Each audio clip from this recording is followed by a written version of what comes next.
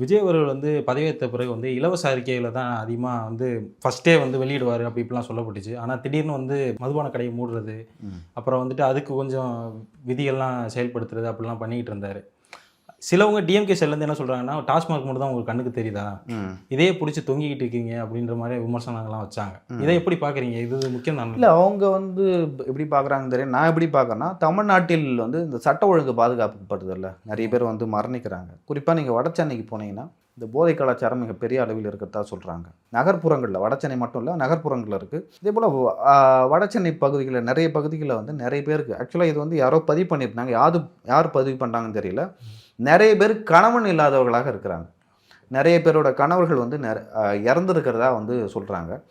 So அதுக்கு நம்மக்கிட்ட data இல்லை. பட் இது நான் வந்து ஏதோ ஒரு வீடியோவிலையோ அல்லது எக்ஸ்லேயோ பார்த்தேன். ஸோ நிறைய பேர் இறந்துருக்காங்க. அதுக்கான காரணம் என்னென்னு பார்த்தீங்கன்னா டாஸ்மாக் சாராயம் குடிச்சு. ஏன்னா இந்த சாராயம் வந்து ஒரிஜினல் சாராயம்லாம் இல்லை. லைக் ஒரிஜினல் சாராயம் எப்படி தயாரிப்பாங்கன்னு நம்மளுக்கு தெரியும். அந்த கரும்பு சாறுலேருந்து எடுத்து அதை வந்து ஒரு வகையில் பியரை எப்படி செய்வாங்கன்னா கோதுமை ஊற வச்சு அந்த தண்ணியிலேருந்து செய்வாங்க. அதுக்கு ஒரு ப்ராசஸ் இருக்குது. ஆனால் இது வந்து லைக் எரிசாரத்துலேருந்து தயாரிக்கப்படுறதாக ஒரு குற்றச்சாட்டு இருக்குது. ஏன்னா அதுக்கு நான் ஏன் சொல்கிறேன்னா, கொஞ்ச நாளுக்கு முன்னாடி ஒரு 1 அல்லது 2 வருஷத்துக்கு முன்னாடி நினைக்கிறேன், ஏதோ ஒரு டாஸ்மாகில் மது அருந்தி விட்டு 2 பேர் இறந்துட்டாங்க. தஞ்சாவூர்லேயும் மயிலாடுதுறையும் 4 பேர் இறந்துட்டாங்க அப்படின்னு சொல்லிட்டு ஒரு குற்றச்சாட்டே இருக்குது. ஸோ அதனால் சொல்கிறேன். ஸோ அப்படி இருக்கும்போது இதனால் வந்து சட்ட ஒழுங்கு பாதிக்கப்படுது, ஆரோக்கியம் கெடுது, நிறைய பேர் வந்து இதுக்கு அடிமையாக வராங்க, வேலைக்கு போக மாட்டாங்கன்னு குற்றச்சாட்டு இருக்குது. அப்போ அதை ஒழுங்குபடுத்தணும். அதே போல் நிறைய பாலியல் ரீதியான விஷயங்கள், பெண்களுக்கு பாலியல் ரீதியான விஷயங்கள் வந்து நிறைய நடக்குது, தவறான விஷயங்கள் நடக்குது.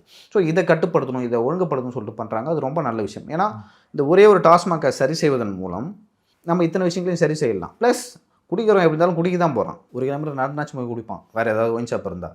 ஸோ அப்படி இருக்கும்பொழுது பொது இடங்களில் இருக்கக்கூடாது, பள்ளிக்கு அருகாமையில், கல்லூரிக்கு அருகாமையில் இருக்கக்கூடாதுன்னு சொல்கிறது நல்ல விஷயம்தான். அது பாராட்டத்தக்கது. ஏன்னா இந்த ஆர்டர் வந்து சென்னை ஹைகோர்ட் போட்டாங்க. போட்ட பிறகும் வந்து அதை நடைமுறைப்படுத்தாமல் இருந்தாங்க. இவங்க வந்து அதை நடைமுறைப்படுத்துகிறாங்க. இப்போது ஸ்டாக்கில் இருக்கிற ஒரு ஒயின் ஷாப் இருக்குன்னா, அந்த ஒயின் ஷாப்பில் இருக்கிற ஸ்டாக்கில் இருக்கிற சரக்கை மட்டும், அதாவது மதுபானத்தை மட்டும் விற்பாங்க. அதன் பிறகு வந்து அது மூடப்படும் அப்படின்னு சொல்லியிருக்காங்க. அது வரவேற்க வேண்டிய விஷயம். நான் சொன்னேன்ல, அந்த சட்டம் ஒழுங்கு, அதன் பிறகு வந்து ஆரோக்கியம், அதன் பிறகு வந்து ஒரு போதைக்கு வந்து அடிமையாகிறது, வேலையில்லா திண்டாட்டம், இது எல்லாத்துக்குமே வந்து அதுக்கு காரணமாக நான் பார்க்குறேன். அது செய்கிறது நல்லது தான் நான் நினைக்கிறேன்.